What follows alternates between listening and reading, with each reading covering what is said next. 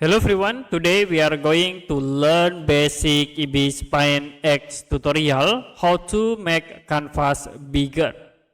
So we have this default canvas size, and if you want to make bigger, you can click the canvas tools, click this icon, and after it you can choose the change canvas size.